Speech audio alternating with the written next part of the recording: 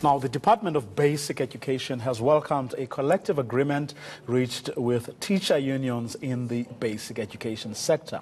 The agreements were presented to the Portfolio Committee on Basic Education today in Parliament. The Education Labour Relations Council told the committee that the collective agreements would go a long way to creating a safe environment for learners as well as enhance stability in schools. The most important agreement is with regard to sexual offences committed by teachers against learners, in particular where learners are either the victim or a witness to the offence. To give us more insight into these agreements, we welcome the spokesperson for the Department of Basic Education, Elijah Mhlanga. Good evening, sir. Thanks very much for your time. Now, you've described these agreements as groundbreaking. What exactly do they entail? If you can just run through the top three. Good evening. Let's start with the problem statement. The problem is that we've had a situation where teachers molest learners, girl learners in particular, have sexual relations with them, rape them in some cases, but you find that those teachers are still teaching today because there were loopholes in the system. And learners were not coming through to give evidence because the process was too cumbersome, to an extent that some of them didn't think it was worth the time. And teachers, as a result, would got away with murder, literally. Exactly. So now this agreement has closed that gap. It has collapsed the three-step process that used to be there, and it has made that into one. And it has replaced the internal departmental processes that used to be there. Because remember, previously, you would have to be dealt with by SACE, as a part of the investigation, and then the ELRC would also be there, but also the department would conduct its own investigation.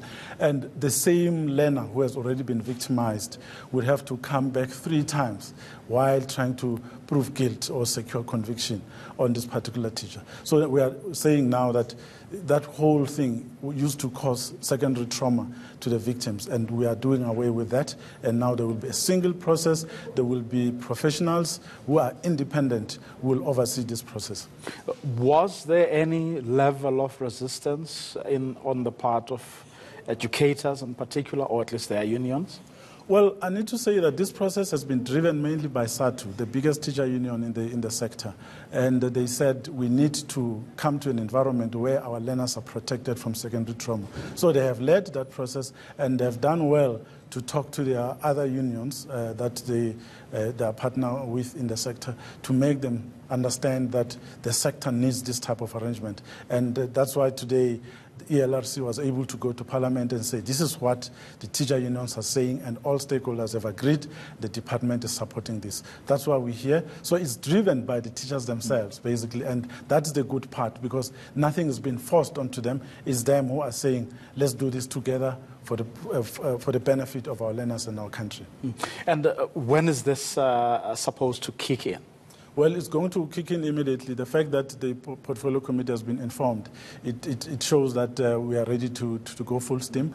But remember, it requires us to also activate the Department of Justice, who are going to be working with us, because we want to use the special children's courts, where we have technology that allows for a one-way communication, where a kid or a victim can give evidence securely without the intimidation of people. But we also want to talk to the police to make sure that they do their part. Department of Social Development as well, because the key to this is the sex offenders register.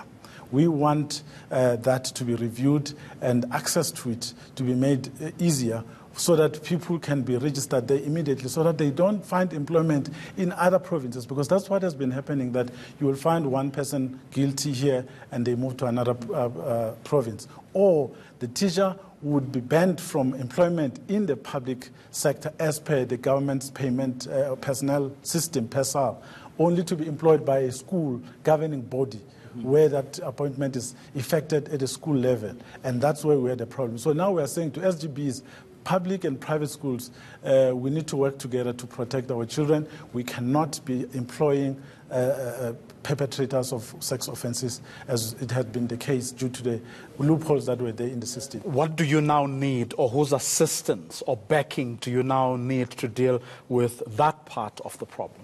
Well, it's basically justice, social development. Everyone is on board. It's just a matter of saying, guys, let's go now.